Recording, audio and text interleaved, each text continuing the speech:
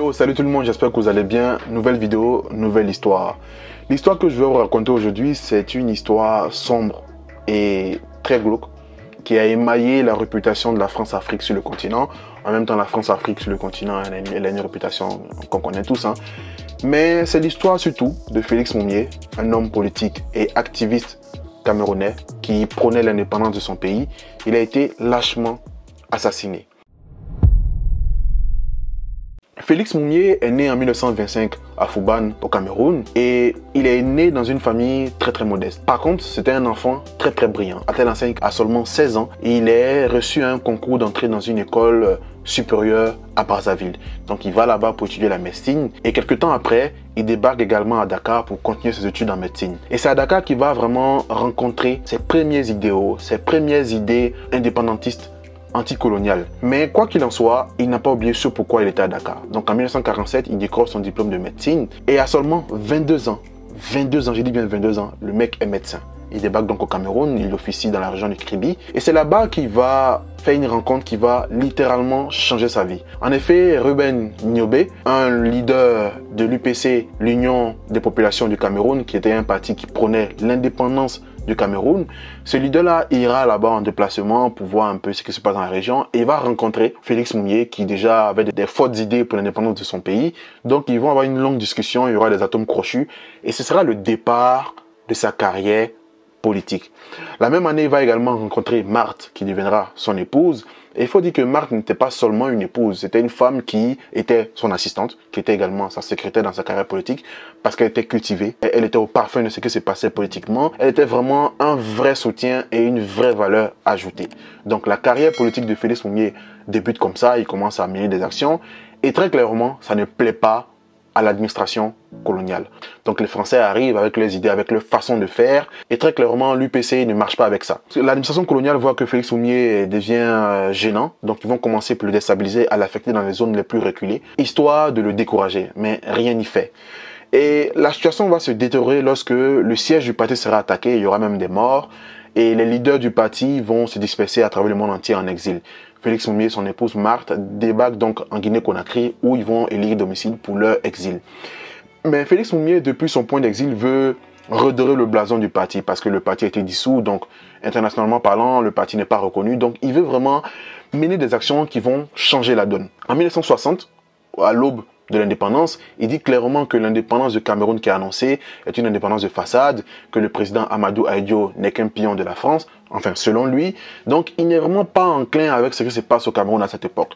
Il décide donc d'aller en Suisse pour rencontrer des émissaires, rencontrer des hommes politiques, rencontrer des organisations pour leur montrer que l'UPC est un parti authentique, est une organisation politique réelle et que son combat est vraiment noble. Donc il débarque en Suisse et en Suisse, il tombe sur un journaliste qui le harcèle depuis un bon bout de temps, qu'il a rencontré même au Ghana, qui veut absolument avoir une interview avec lui pour qu'il discute du parti, pour qu'il puisse faire la promotion du parti. Ça tombe bien, Félix Moumié est à la recherche de visibilité pour le parti.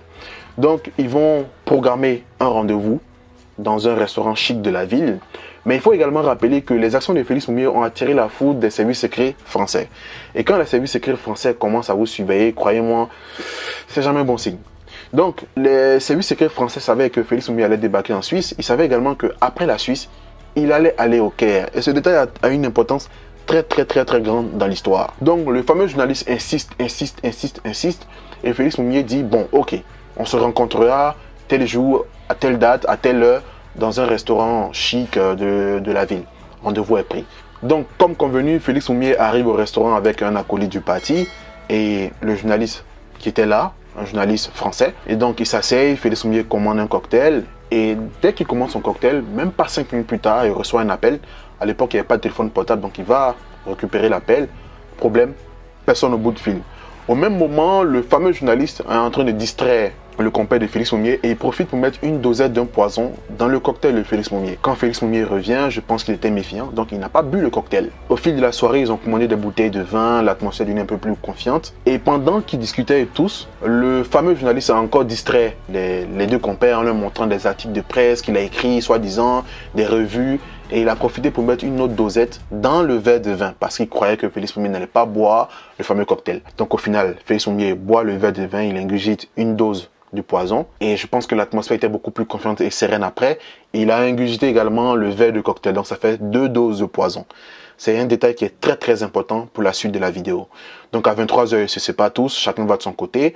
Félix Mounier est un activiste certes, il a des principes certes, mais ça reste un homme et ça reste un Camerounais. Vous connaissez la réputation des Camerounais, je rigole hein, bien sûr. Il aimait les femmes. Et papa? Donc il avait une maîtresse qui s'appelait Liliane. Il va voir sa maîtresse, ils passent la nuit ensemble. Et aux environs de 5 h du matin, il commence à avoir mal au ventre, il commence à avoir une paralysie au niveau des membres inférieurs. Il est très vite administré dans une clinique privée. Et c'est là-bas que, avant d'être plongé dans un coma, il va prononcer un certain nombre de mots, parmi lesquels le thallium et la mer rouge. Et là, naturellement, vous vous posez un certain nombre de questions, vous vous demandez qui était ce journaliste, c'est quoi le thallium, c'est quoi la mer rouge. D'abord, parlons du journaliste. Ce journaliste-là n'était en réalité pas un journaliste. Vous l'avez deviné, c'était un espion des services secrets français. Il s'appelait William Bechtel. Il a fait l'armée, il a même fait la Seconde Guerre mondiale. Il était spécialiste de l'Afrique. Donc, vous avez bien compris qu'il était là pour assassiner Félix Mounier. En parlant de la mer rouge c'était une organisation secrète française, à l'instar de la mer noire que vous avez connue dans les livres d'histoire, si vous avez fait l'histoire à l'école. Donc la main rouge avait pour but de déstabiliser vraiment les organisations criminelles comme les trafiquants de drogue. Ils avaient également pour but de déstabiliser et de foutre un peu la zizanie dans certains pays d'Europe. Et aussi, comme toujours, les leaders africains qui s'opposaient à la présence de la France dans leur pays. Vous l'avez compris, le projet était très très macabre. Parlons donc du thallium. Le thallium, c'est un poison qui, à la différence de l'arsenic, qui est un poison très connu, le thallium est un poison qui, lorsqu'il est ingéré à faible dose, met des jours et des jours avant de faire effet. Et ce n'est pas anodin. Les services secrets savaient très bien que Félix Mounier, après cette soirée-là, avait 1 ou 2 jours avant d'aller au Caire. Donc, il était prévu qu'il consomme ce poison-là à faible dose et qu'il meure au Caire. On aura accusé encore les fameux Arabes.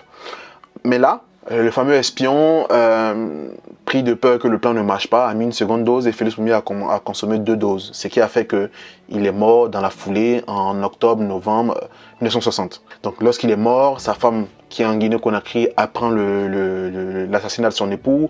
Elle veut venir en Suisse, c'est très compliqué. Rapatrier le corps au Cameroun, c'est quasi impossible. C'est le président Sékou Touré qui paiera les frais pour rapatrier le corps en Guinée. Quoi qu'il en soit, l'assassin de Félix Mounier n'a jamais été inquiété parce que la police suisse a mis pratiquement 1 mois pour commencer les enquêtes. Donc il a eu le temps de fuir en France et bien évidemment en France il ne pouvait pas être inquiété. Quelques années plus tard il a fait des erreurs, il était en Belgique donc on l'a chopé, on l'a jugé, il a eu un bon avocat, il n'a pas été condamné. Bref, je ne vais même pas parler de ça. Mais retenez dans cette histoire que Félix Mounier est un leader activiste camerounais qui voulait l'indépendance de son pays, rien que l'indépendance de son pays, et il a été lâchement assassiné. J'espère que vous avez aimé cette vidéo. N'hésitez pas à vous abonner, n'hésitez pas à lâcher un commentaire et n'hésitez pas à vous abonner à ma page YouTube. D'ici là, portez-vous bien.